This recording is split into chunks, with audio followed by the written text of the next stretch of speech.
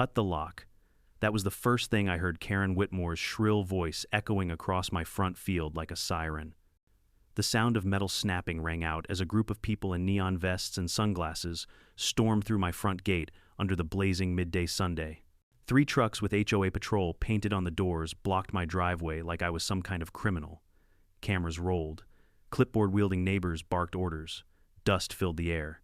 I dropped my wrench, walked slowly to the porch, and watched them trample across my property as if it belonged to them. Karen, red-faced and shaking with self-righteous fury, pointed straight at me and yelled, "This area is under HOA inspection. I didn't move." I just smirked and said quietly, "You sure you're in the right jurisdiction?" Because just 50 feet away behind the barn door, the county sheriff himself was sitting at my kitchen table, sipping his coffee, unaware that a suburban mob had just broken into his jurisdiction. Before we jump into this unbelievable showdown, comment where you're watching from, tell me the time in your area, and make sure to subscribe. You'll want to see how this one ends. Most people think living next to an HOA community means peace, order, and tidy lawns. I used to think that too, until I met Karen Whitmore. I bought my land 15 years ago. 20 acres of quiet country, just beyond the boundary line of a fancy suburban development called Cypress Ridge Estates.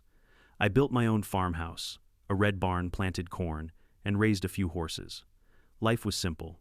I had the freedom to live the way I wanted, no board meetings, no HOA dues, and definitely no one telling me what color my mailbox should be. But Karen had other ideas. She moved into the subdivision about 4 years ago and immediately became president of the HOA. You know the type, crisp blazers, clipboard always in hand, convinced she was the law of the land. The woman was like a cross between a traffic cop and a dictator with a Pinterest account. The first time she came to my property line, she complained that my horses smelled offensive to the community. I politely told her, "Ma'am, this is a farm. The smell you're detecting is called nature." That didn't go over well. From that day on, she made it her personal mission to bring me under control. I got letters stuffed in my mailbox accusing me of unauthorized livestock and improper landscaping. One even said I was violating community visual standards because my barn wasn't painted beige to match the houses in the HOA. Beige. Can you imagine painting a working barn beige? Every week, a new envelope appeared. All signed by HOA Enforcement Committee, which was just a fancy way of saying Karen and her friends with too much time. At first I ignored it. Then she started mailing fake fines printed from a home office, complete with an official seal she probably made on Canva. I called the county clerk's office, and they laughed. My land had been zoned agricultural for 50 years, long before that HOA even existed. I was completely outside their jurisdiction. I could build a 10-story chicken coop if I wanted, and Karen couldn't do a thing about it. But she didn't like hearing no. She doubled down. Showed up one morning with 2 of her HOA patrolmen to take photos of my fence and claim it was non-compliant. I told them politely to leave, or I'd call the sheriff. They laughed, probably thinking I was bluffing. That was the day I actually did call him. Sheriff Tom Brown, my old friend from high school, showed up 20 minutes later. Tom and I had been through a lot together. He joined law enforcement. I went into construction, then retired early and built this farm. He was the kind of man who believed in fairness and the law, not neighborhood politics. When he pulled up that day, the look on Karen's face was priceless. She tried to talk circles around him, waving HOA documents in his face. Tom calmly read them, handed them back, and said, "Ma'am, this isn't worth the paper it's printed on." From that moment on, Karen considered him my co-conspirator. Weeks went by, and I thought maybe she'd finally drop it. But Karen was a woman who needed control. If she couldn't have it, she'd create chaos instead. She started spreading rumors around the neighborhood, telling people I was running an illegal salvage yard, storing hazardous waste, or worse, growing something illegal behind my barn. Some neighbors believed her, others didn't. But she had a following, a little HOA army of people who liked feeling important. Then, one Friday morning, she made her biggest mistake. Sheriff Brown called me, said he needed a quiet place to stay for the weekend. He was running a small county investigation involving stolen construction equipment, and my farm was the perfect hideout to park an unmarked vehicle for a few days. I didn't ask questions. I trusted him. We set up a cot in the guest house beside my barn, and he told me he'd be laying low, doing paperwork, maybe checking the area for suspicious activity. That same afternoon, I saw Karen driving by, slowing her car down at my front gate, taking photos like she was on a mission. I had no idea that in her mind this was the final straw. She must have seen the sheriff's unmarked SUV and thought she'd found proof of her imaginary crimes. The next day, a notice was taped to my gate, "Emergency HOA Safety." Inspection will be conducted immediately. Failure to cooperate may result in legal action. Legal action? From an HOA that didn't even govern my land. I actually laughed out loud. But something in me said, don't take this lightly. Karen wasn't just annoying, she was dangerous when she felt powerful. So I did what I always do before a storm. I prepared. I checked all my perimeter cameras, made sure my security system was recording, and charged the backup batteries. I even set one camera facing the main gate zoomed out wide so it would catch everything just in case she actually tried something. Sheriff Brown saw the message on my gate that evening and chuckled. "She's really asking for trouble, Mike," he said, sipping coffee on my porch. "Yeah," I replied, "but this time she might just get it." We talked for a while about old times, how we used to fix up cars, the dumb stuff we did as teenagers. It was strange sitting there with the quiet of the fields all around us, knowing trouble was on the horizon, but not quite believing it would really come. But it did. The following morning, just past noon, I heard the unmistakable sound of engines. Multiple engines. I looked up from the workbench in my barn and saw a convoy of white trucks kicking up dust down the dirt road. The HOA Patrol had arrived in full suburban glory. Each truck had the Cypress Ridge HOA emblem stuck on the door like it meant something. Men in reflective vests jumped out, holding clipboards, walkie-talkies, and cameras. And in the front seat of the lead vehicle was Karen Whitmore, sitting tall, her lipstick bright enough to be seen from 50 yards away. Sheriff Brown was inside the guest house, quietly reviewing some paperwork. He had no idea what was happening outside. I stepped out to the porch, feeling that familiar burn of frustration in my chest, but also curiosity. What was her endgame this time? She couldn't sue me, couldn't find me. So what did she think this little parade was going to accomplish? The trucks screeched to a halt. Karen stepped out, holding a binder thicker than a Bible. "Mr. Thompson," she shouted across the field, "this is an official HOA safety inspection." I could see the neighbors gathering along the fence line, pulling out their phones, watching the drama unfold in the hot afternoon Sunday. My dogs barked from the backyard. The wind picked up.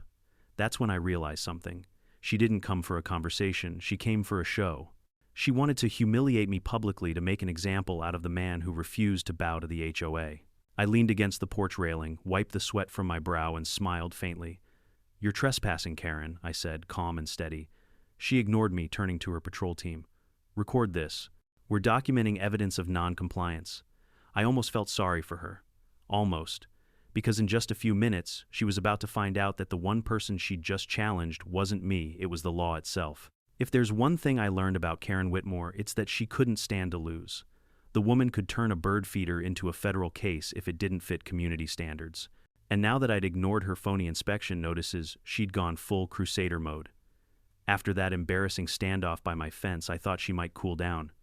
Maybe she'd realize she had no jurisdiction and move on. But I underestimated how much she loved control and how far she'd go to get it back. 2 days later, my neighbor Linda, one of the few sane people left in that HOA, stopped by while I was feeding the horses. She looked uneasy.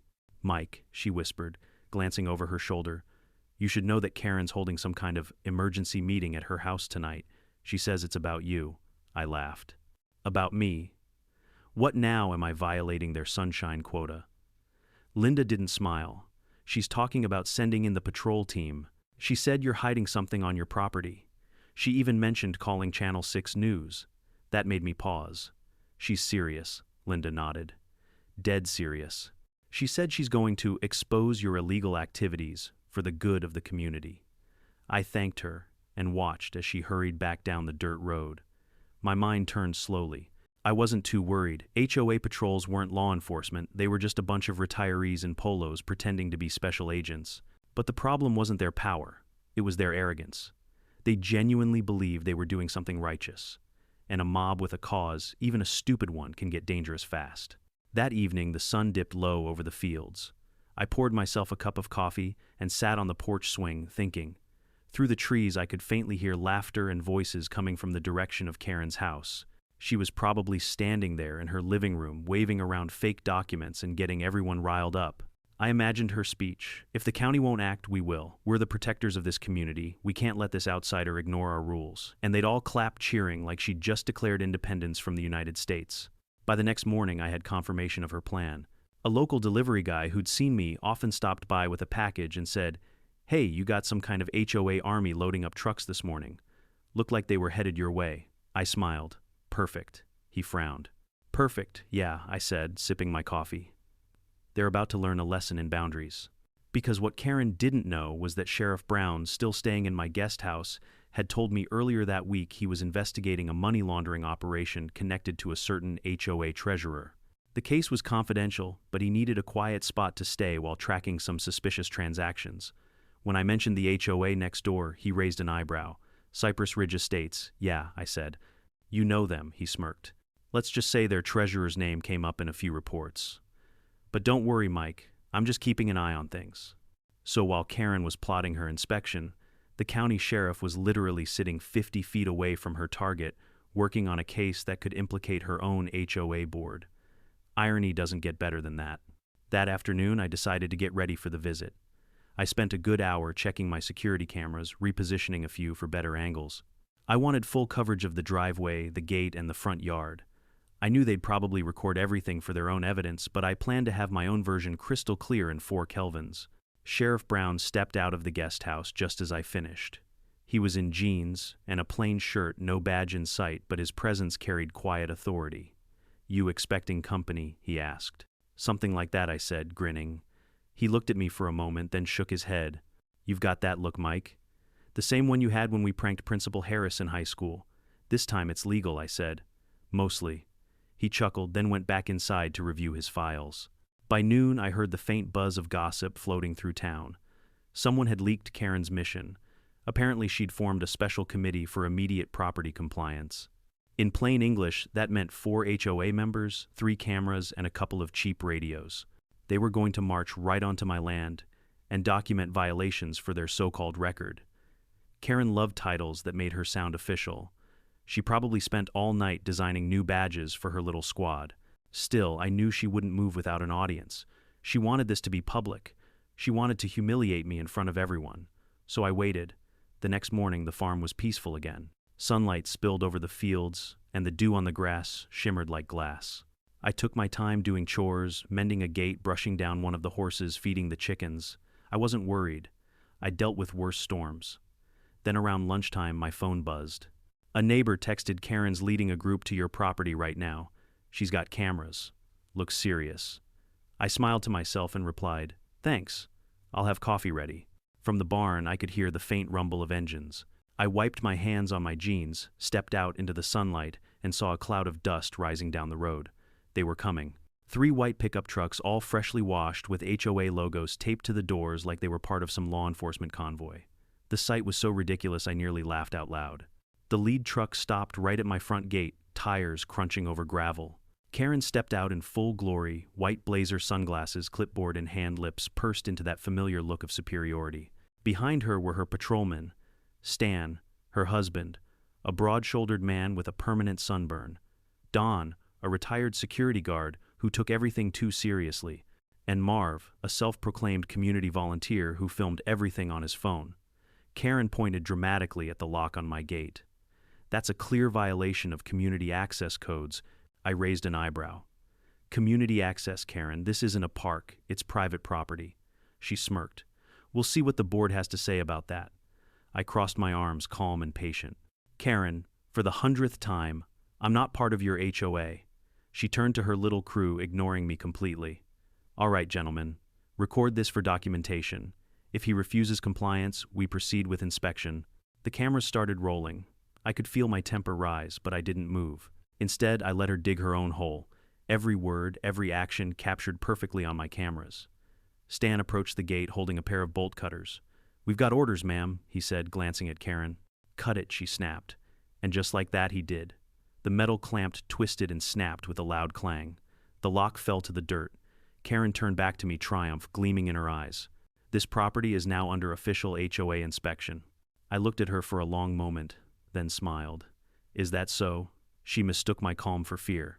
You can cooperate or we can escalate this matter to the authorities, she threatened. I raised an eyebrow. Funny you mention authorities. From the guest house, I could see the shadow of movement through the window. Sheriff Brown had heard the commotion. He stepped closer to the door, curious. The sound of gravel crunching under boots filled the air as the HOA Patrol marched toward my barn like it was a crime scene. The absurdity of it almost made me laugh, but I held it in. The real show was about to begin, and Karen had no idea her little inspection was about to turn into a full-blown police investigation. I leaned against the porch rail, calm as ever. "All right, Karen," I said, my voice even. "Let's see how far you're willing to go today." The sun blazed overhead, cameras rolled, and the sheriff's hand reached quietly for his badge inside the house. The moment those bolt cutters sliced through the lock, a strange calm settled over me. It wasn't fear, it wasn't anger either. It was the kind of quiet fury that comes when you know exactly what's about to happen and you're ready to let it unfold.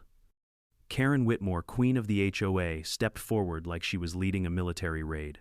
Her heels clicked against the dirt road, her white blazer glowing under the harsh noon Sunday.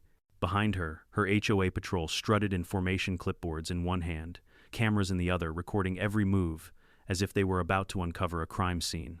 "Spread out," she barked, waving her manicured hand. "Check the barn, check the sheds, document everything. He's been operating illegally for months." Stan, her husband, puffed up his chest and started toward the barn. "Copy that, ma'am," he said, trying to sound like a real officer. I didn't move. I just leaned on the porch railing, coffee cup in hand, and watched the circus roll onto my land. "Karen," I said evenly, "I'd tell you to stop, but honestly, this is too entertaining." She turned, her eyes blazing behind her sunglasses.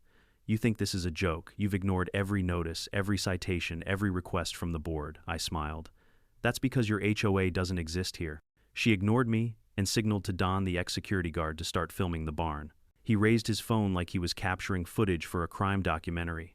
They stomped through the yard, muttering to each other, pointing at my tractors, my water tanks, my fence posts. I heard Stan say, "Looks like unpermitted structures, all of it." I couldn't help but chuckle. "You do realize," I called out, "you're trespassing on private land, right? That's an actual crime, unlike your made-up ones." Karen spun around, her expression twisted with indignation. "We have authority. You can't keep hiding behind your paperwork, authority," I said softly. "You're an HOA president, not the National Guard." A few of the neighbors had gathered along the fence line by then. Phones came out. People whispered. Even from a distance, I could see the mixture of amusement and disbelief on their faces. Karen noticed too, and that only made her more determined to perform. "Stan," she shouted, "get that side gate open. We'll inspect the barn first."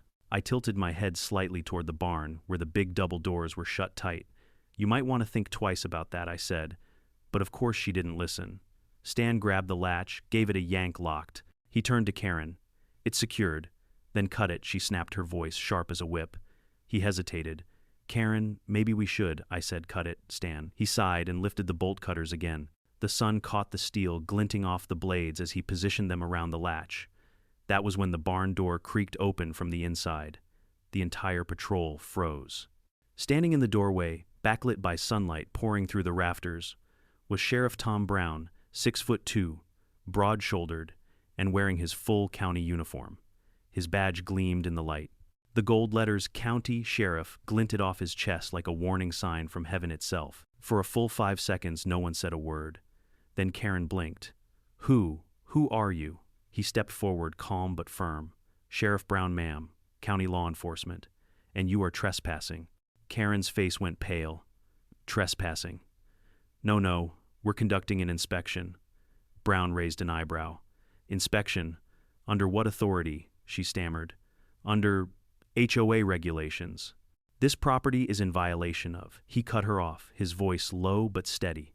"Ma'am, this property is not under your HOA. It's private land outside your jurisdiction. You and your associates have forcibly entered without permission, damaged private property, and disrupted the peace. That's criminal trespass." Stan dropped the bolt cutters immediately. Don lowered his camera. Marv, the volunteer, looked like he wanted to disappear. Karen, though, she tried to recover her composure.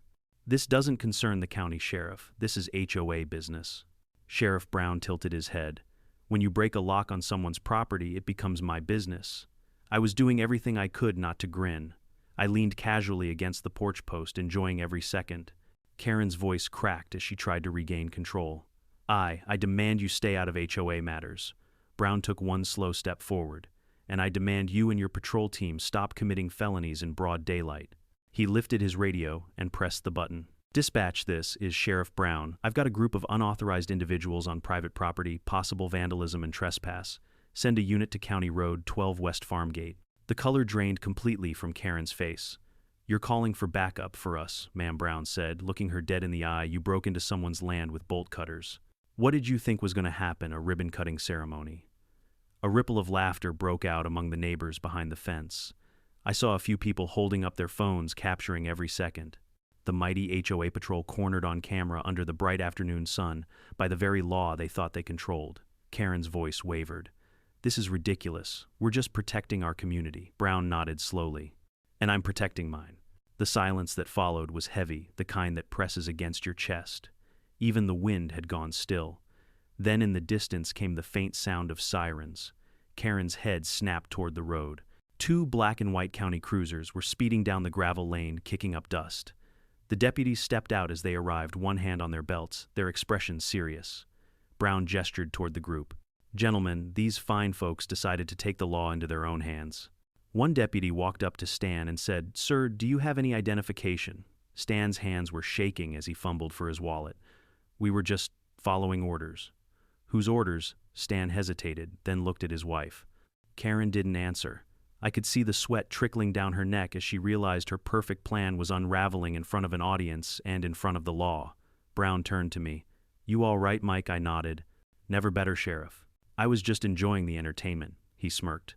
Figured you might be. Then he turned back to Karen. Ma'am, I'm going to need you and your patrol to stay put while we take your statements. Karen's composure finally cracked. This is harassment. You can't detain us. I'll have you reported. Brown raised a brow. To who? The HOA board. That broke whatever control she had left. You're making a mistake, Sheriff. I'll sue you and him and the county, she screamed, pointing at both of us. Brown didn't even blink. You're welcome to try. But first, you're going to explain why you thought it was acceptable to force entry onto private land without a warrant. The deputies began separating the group, taking photos of the broken lock and the tire tracks. One officer was reading Karen her rights before she even realized it. Stan, poor guy, just muttered, I told her this was a bad idea. I leaned closer and said softly, Next time, listen to your husband, Karen. She glared at me, eyes burning, but she didn't say another word. For once, the great Karen Whitmore had no script to follow. As the deputies collected evidence, Sheriff Brown walked over to me and handed back my broken lock. Guess you'll need a new one, he said. I smiled. Nah, Sheriff, that one's worth keeping. Souvenir. He laughed quietly. Fair enough. We both stood there for a moment, watching as the HOA Patrol sat on the grass under police supervision, their fake badges and clipboards confiscated. The neighbors whispered behind the fence, recording, posting, gossiping. Karen had wanted an audience, and she got one. Just not the kind she expected. The sirens faded. The heat shimmered off the road. And for the first time in months, my farm felt peaceful again. I looked over at Brown, who was scribbling notes in his pad. You know, I said you couldn't have timed that better. He smiled. Sometimes justice has good timing. I nodded toward Karen, still fuming under the watchful eyes of the deputies. You think this'll finally shut her down? He glanced at her and said quietly, No. But it's about to get a lot worse for her, and not for the reason she thinks. I raised an eyebrow, curious. What do you mean? Brown gave me a knowing look. Let's just say this isn't only about trespassing. I didn't know it then, but that was the start of a much deeper storm, one that would blow the lid off Karen's little empire. And this time, daylight wouldn't hide a thing. If there's one thing I'll never forget, it's the look on Karen's face when she realized who she had just ordered her patrol team to confront. The moment Sheriff Brown stepped out of my barn in full uniform, her bravado collapsed faster than a folding chair in a hurricane. She froze, one heel still planted in the dirt, one hand clutching her clipboard like it was a shield. The bright afternoon sun hit the sheriff's gold badge, throwing a blinding flash across the yard. The air went dead quiet. The HOA Patrol stood motionless, like kids caught sneaking cookies from the jar, except this time the jar belonged to the law. After noon, the sheriff said, his voice calm but heavy, like a man who'd seen this kind of nonsense too many times. Mind telling me what you're doing on private land? Karen blinked rapidly. Private land. He gestured around us at the fences, the crops, the barn, the farmhouse. Yes, ma'am. This land, the one you just broke into. Stan took a step back. Marv, the guy with the camera, quietly turned it off. Only Karen still stood her ground, though her face had gone several shades paler.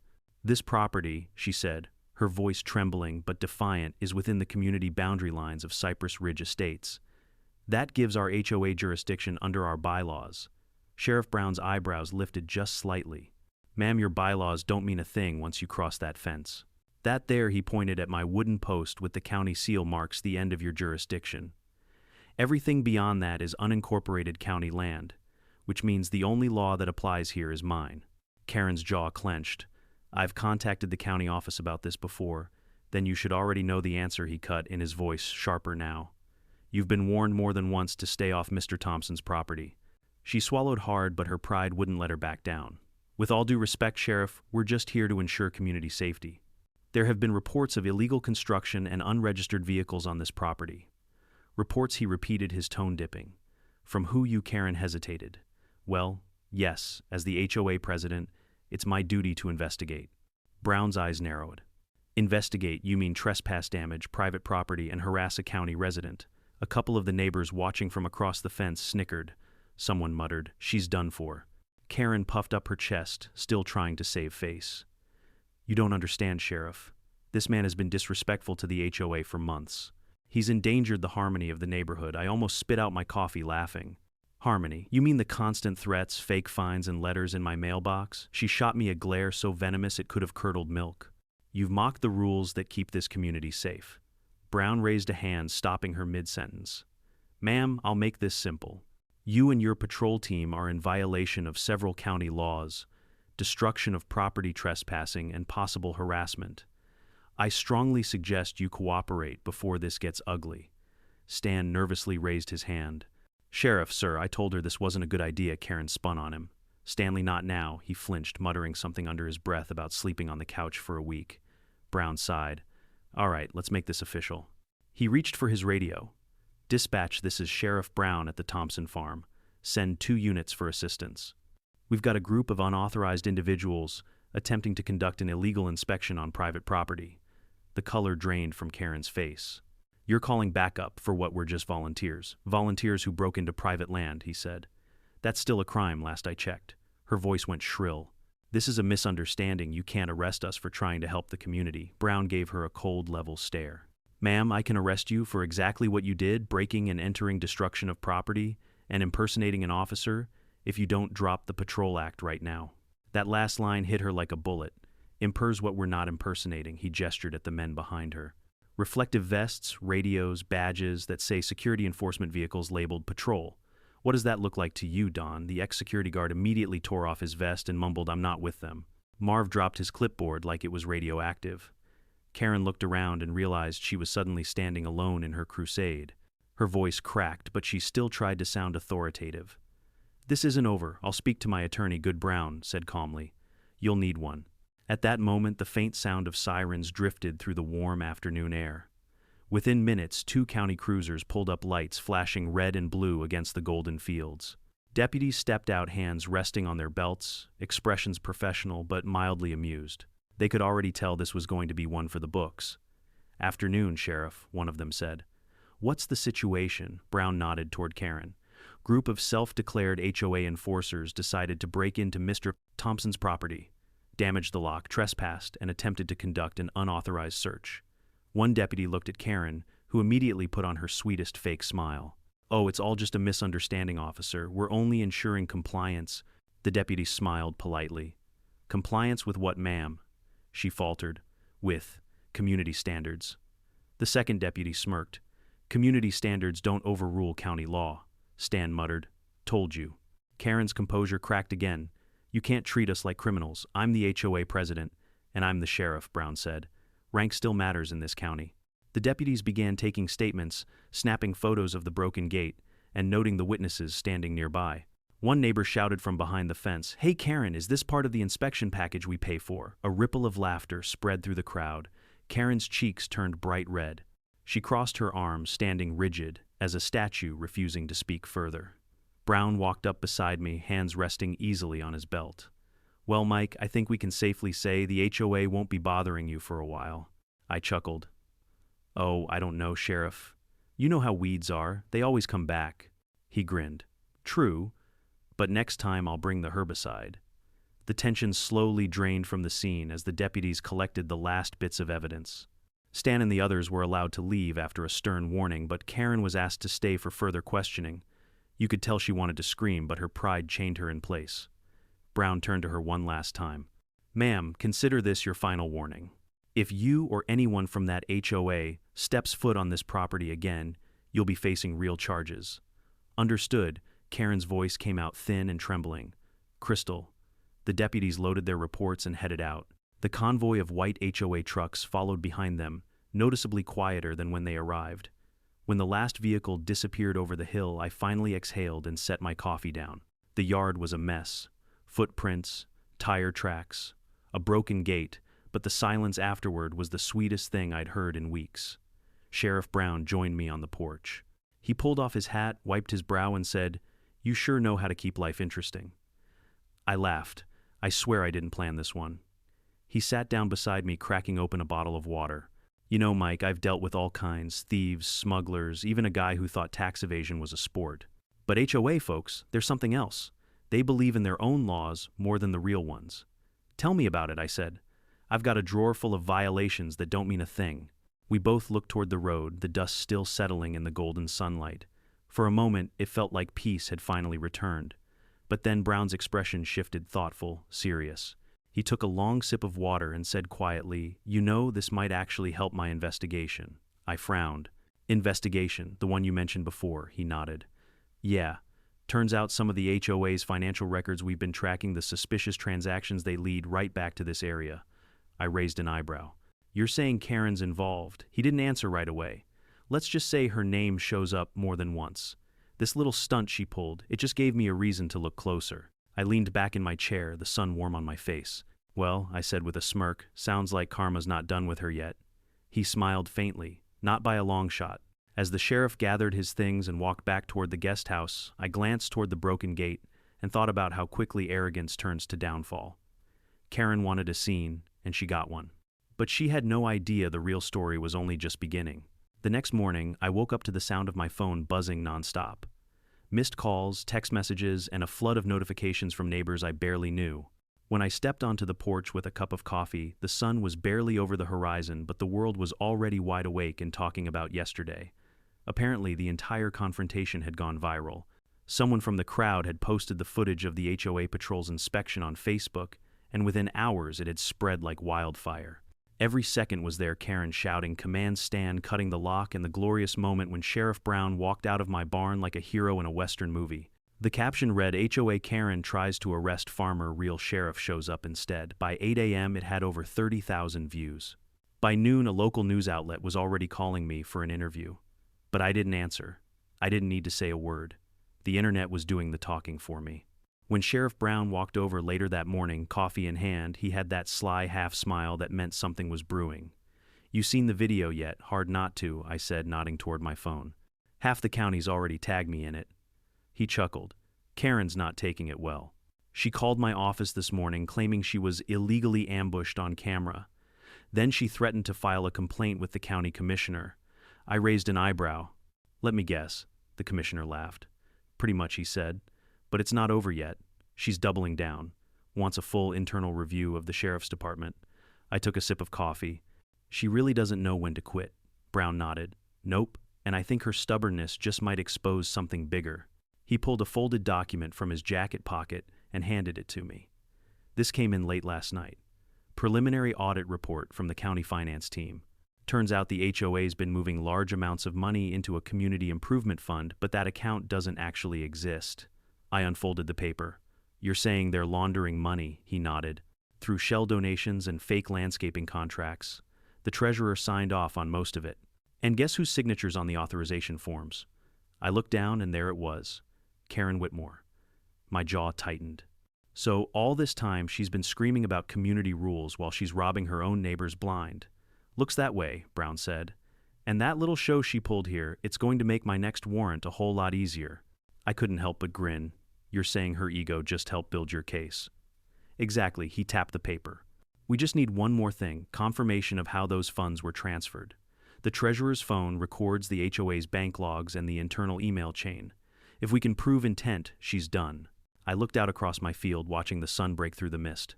"So what do you need from me? Just do what you do best," he said. "Stay calm. She's not finished making a fool of herself yet." He wasn't wrong. By that afternoon, Karen was back on the HOA's social media page posting a long, self-righteous statement. Yesterday's incident was a result of gross miscommunication.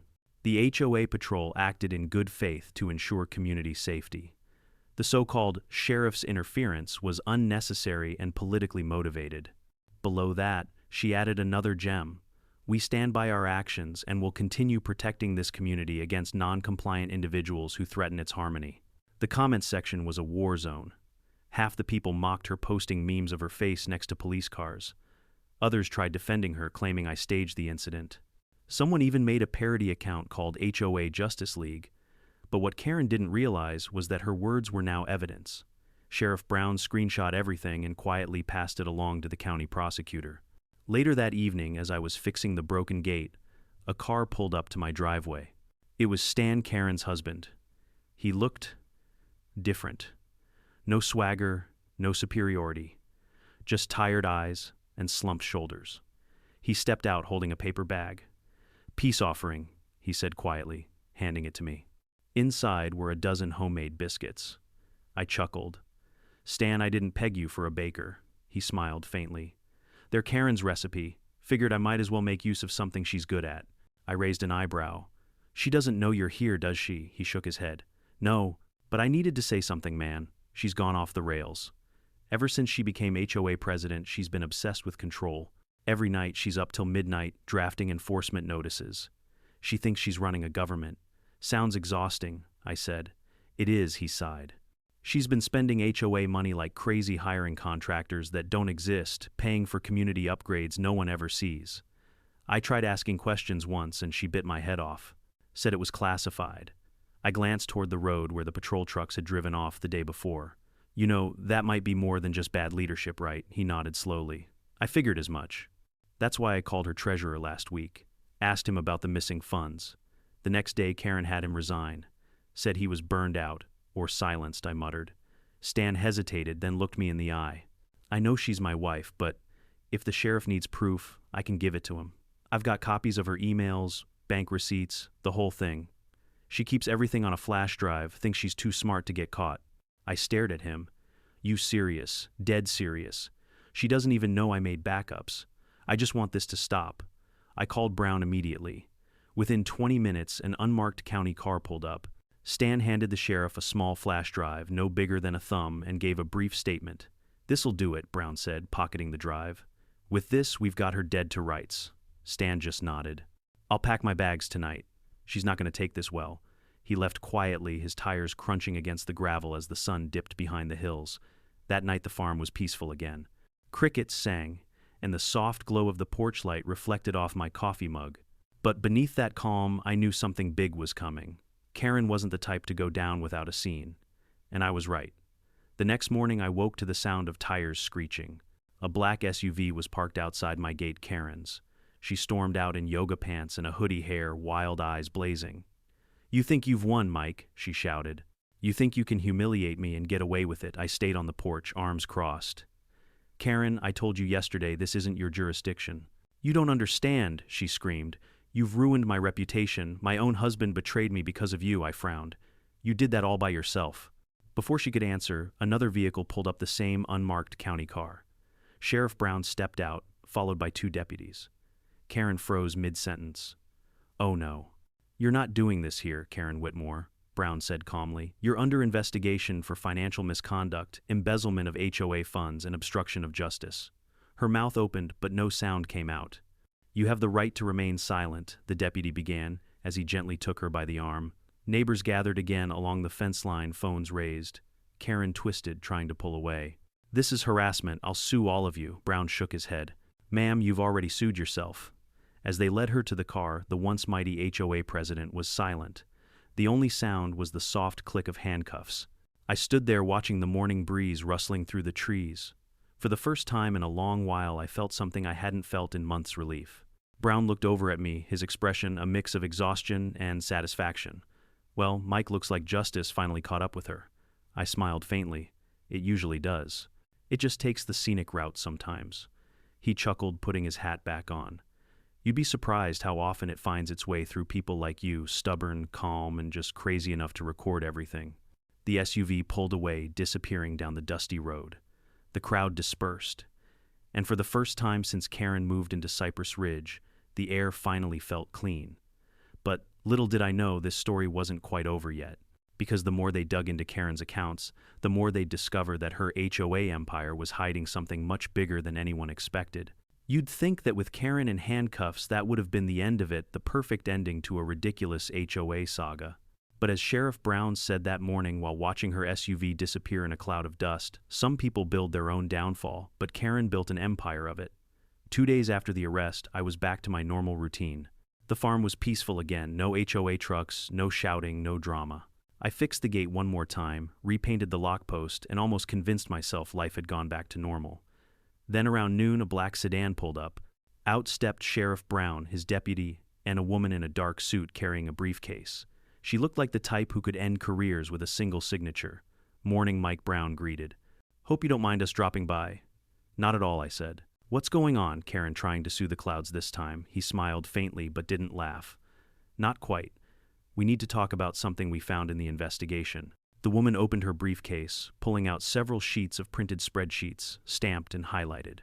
"I'm Special Agent Leah Parker with the State Financial Crimes Division," she said smoothly. "Sheriff Brown mentioned you've been cooperative. I wanted to thank you for helping us expose what's now officially being treated as a multi-county fraud operation." I blinked. "Multi-county," she nodded. "Turns out your HOA wasn't just mismanaging a few dollars. They were laundering large sums through fake neighborhood associations, multiple ones across the state. Cypress Ridge was the hub." Brown chimed in. "Karen wasn't working alone, Mike. She was the face, the enforcer, but there's a network behind her. Developers, fake maintenance contractors, even a few county officials turning a blind eye. She made enemies higher up than she realized." I felt my stomach tighten. "And she had the nerve to send people onto my land," Agent Parker smiled grimly. "That's what arrogant people do when they think they're untouchable." Brown leaned on the fence post beside me. "The footage you got her leading that illegal patrol, shouting about authority in front of half the neighborhood, that was gold. The prosecutor said it's one of the best pieces of evidence they've ever had to show abuse of power and intent." "So what happens now?" I asked. Now Parker said we build the full case. We've already frozen HOA accounts. Stan handed over her flash drives. They're loaded with incriminating stuff. Meeting minutes, secret payments, even emails, coordinating compliance checks that were really just intimidation tactics. I rubbed my chin. "Sounds like she ran her HOA like a mob." "Pretty much," Brown said. "And you were her first target that didn't fold." I sighed. "Figures." Parker closed her briefcase. "Sheriff, if you're done here, I'll head back to the station. The task force meets at 3. She turned to me. "Thank you again, Mr. Thompson. You may have saved a lot more people than you realize." When she left, Brown stayed behind. He looked tired. Not the kind of tired that comes from lack of sleep, but the kind that comes from seeing too much stupidity in one lifetime. He leaned against the porch railing. "You know, I think Karen really believed she was doing something noble. That's the scary part. She thought her HOA badge gave her divine authority." I nodded. "That's what happens when power doesn't have limits. You start believing your own lies." He smiled. "That's why I like you, Mike. You don't take anyone's nonsense. Keeps me grounded." We talked for a bit longer about crops, the weather, the investigation.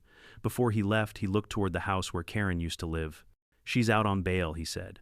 "Don't worry, she's not coming anywhere near you, judge's orders. But her lawyer's already spinning it as a misunderstanding."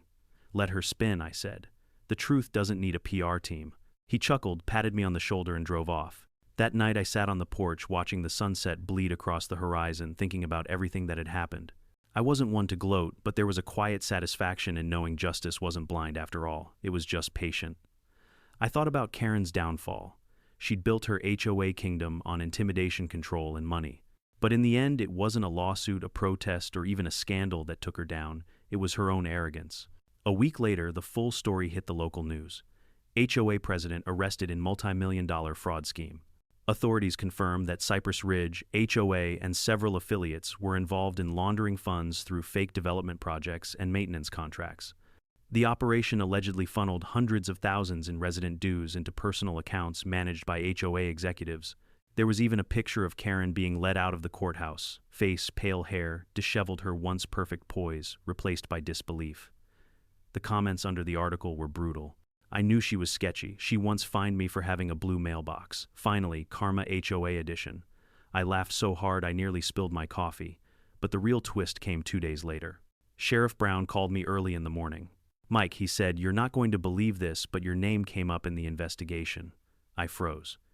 "My name, don't worry," he said quickly, "you're not in trouble. Actually, it's the opposite."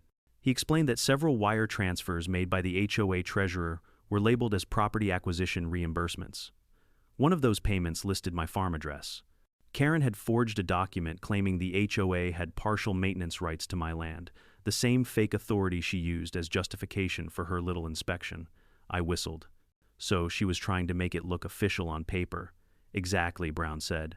"She thought if she could fake ownership records and make it look like your land fell under HOA responsibility, no one would question her trespassing." The county clerk's office confirmed those documents were completely fabricated. I exhaled slowly. "She really went all in, huh?"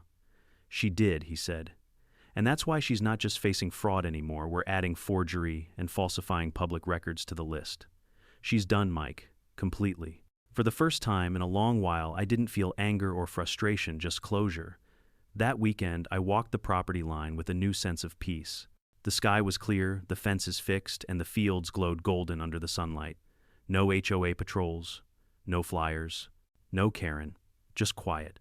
As I reached the far end of my land near the creek, I noticed something half buried under a rock, a laminated HOA notice from months ago, faded and water-stained. It read, "Failure to comply with HOA regulations will result in immediate enforcement action." I picked it up, laughed under my breath, and tossed it into the burn barrel. By the following Monday, the story had made state headlines. Karen's trial was being fast-tracked due to public attention. The prosecutor cited recorded evidence of authority abuse my footage as one of the primary factors for indictment. The same clip that began as a humiliating HOA stunt had now become a symbol of justice. Reporters started calling it the daylight raid. They even interviewed some of the neighbors who witnessed it. One of them said, "On camera, we used to think the HOA protected us. Turns out, the real protector was the farmer next door." I didn't care much for praise, but hearing that made me smile. That night, Brown called again. "Thought you'd want to know Karen pled guilty to several charges. Looks like she struck a deal to name the others involved. The whole operation's about to come crashing down." I sat there in silence for a moment, letting it sink in. "You know, Sheriff," I said finally, "I almost feel sorry for her." He laughed softly. "Almost, yeah," I said. "She wanted control so badly she lost everything, her position, her reputation, her marriage. That's a heavy price for pride." Brown's tone turned reflective. "That's how corruption works. It doesn't start with greed, it starts with entitlement." He was right. The next morning, the sunrise painted the fields in gold. I poured a cup of coffee, leaned on the porch railing, and watched a couple of bluebirds land on the fence post. The quiet hum of life returned, no sirens, no shouting, just peace. And somewhere out there behind county jail walls, Karen Whitmore was finally learning that power without accountability always ends the same way, in silence. It's been 3 months since the daylight raid, and life on the farm has never been quieter. The fences are fixed, the crops are growing strong, and for the first time in years, the sound of wind rustling through the corn doesn't compete with HOA sirens or threats. The whole Karen incident feels like something that happened in another lifetime, one of those bizarre stories people tell at barbecues that nobody quite believes until they see the footage. But every now and then, something reminds me. Like this morning when the mail truck stopped at the end of my driveway, I half expected to see another HOA letter or some bogus fine. Instead, it was an official envelope from the county. Inside was a neatly typed notice confirming the dissolution of Cypress Ridge Estates Homeowners Association, signed and sealed by the county clerk. The HOA was gone. Officially. Permanently. I stood there for a moment, reading it twice, then a third time before laughing out loud. The woman who once bragged she ran the whole community had managed to destroy the entire organization from the inside out. Irony really is poetic. That same afternoon, Sheriff Brown dropped by one last time. He stepped out of his cruiser carrying 2 cups of coffee and a familiar grin. "Figured you might want to hear the final chapter," he said, handing me one. We sat on the porch together, the kind of quiet friendship that doesn't need words. He looked out across the field, sunlight glinting off his badge. "Well," he said, "finally it's official. The state wrapped up the case this morning. Karen pled guilty to fraud, falsifying documents, and obstruction. She'll serve 2 years minimum, maybe 3 if the judge isn't feeling generous." I took a slow sip of coffee. "And the others?" 2 board members turned on her," he said. "They cut deals in exchange for cooperation. The treasurer's already facing sentencing too." Turns out the HOA wasn't just laundering money, they were funneling resident dues into personal accounts for consulting fees. I whistled softly. So the HOA was basically a piggy bank. Exactly. And the kicker, most of those so-called community improvements, the new benches, landscaping, speed bumps, they never even existed. Just fake invoices. I shook my head. And she still thought she was the good guy. Brown leaned back in his chair. That's what makes people like her dangerous. They convince themselves they're righteous. Doesn't matter how wrong they are, they always think they're saving the world while stepping on everyone else. I stared out toward the horizon where the fields shimmered under the Sunday. She came after me because I wouldn't bend, because she couldn't stand someone she couldn't control. Yeah, he said. And that's why you beat her. You never fought her with anger, you just stood your ground. Calm, steady. People like that crumble when they realize intimidation doesn't work. We sat in silence for a moment. The air was warm, the cicadas loud in the distance. You know, Brown said after a while you became something of a legend around here. I laughed. A legend for what, locking my gate, he chuckled. For standing up to an HOA tyrant with nothing but a cup of coffee and a camera. Folks around town started calling you the farmer who beat the HOA. Even the county clerk mentioned it at the diner last week. Well, I said, grinning, I guess that's better than the guy who got fined for his fence. We both laughed. When he left later that afternoon, I watched his cruiser disappear down the road. The same road where Karen's HOA trucks once parked. The same one where she'd shouted about community safety. Now it was quiet, peaceful, free. A few days later, I attended the new community meeting at the town hall. Not because I had to, my land was still independent, but because the new residents had asked me to come. The HOA had been replaced with a voluntary neighborhood committee, one that actually listened to people instead of ruling over them. When I walked in, the room went silent for a second, then everyone smiled. A man I'd seen before, one of the neighbors who'd filmed the raid, stood and said, "Mike, we just wanted to say thank you. You taught us a lesson none of us will forget." I shook my head modestly. All I did was keep my lock closed. He laughed. "No, you did more than that. You showed us what happens when people stop questioning authority. You reminded us that rules only mean something when they're fair." That hit me harder than I expected. We spent the next hour talking about real improvements, fixing the park swing, helping the elderly couple at the end of the road repaint their fence, hosting monthly gatherings. It was community in the truest sense, without power trips or paperwork. As the meeting ended, one of the new board members, Linda, my neighbor who'd warned me months ago, handed me a framed photo. It was a still image from the viral video, Karen screaming at the gate while the sheriff stepped out of the barn hand on his badge. Beneath it, someone had added a caption in bold letters, "Respect boundaries." I laughed until my eyes watered. "You all are terrible," I said, wiping a tear. Maybe Linda said, "But you earned it." When I got home that night, I hung the photo in my barn right above the workbench. Every time I see it, I'm reminded of just how far arrogance can go and how far patience can take you. In the months since my life's gone back to its rhythm, the fields are greener, the animals calmer, and the quiet feels different now. It's not just silence, it's earned peace. Sometimes I still think about Karen. I wonder if in that gray cell, with no audience, no clipboard, and no control, she finally realized what she'd done. Maybe she did, maybe not. But either way, I learned something she never did. Power doesn't come from titles or rules. It comes from doing what's right, even when it's inconvenient. It comes from knowing where your boundaries are and defending them with integrity, not ego. And maybe, just maybe, it comes from keeping your sense of humor when chaos shows up at your gate with a clipboard. You see, folks, life will always have its Karens. The people who think authority gives them the right to step over others. They'll test your patience, challenge your peace, and sometimes make you question whether doing the right thing is even worth it. But here's the truth. Standing firm doesn't always mean fighting. Sometimes it means waiting calmly, quietly, until the truth speaks for itself. When someone abuses their power, they're already digging their own hole. You don't have to push them in. You just have to make sure you're standing far enough away not to fall with them. So if someone tries to control your life, your work, or your peace, remember this story.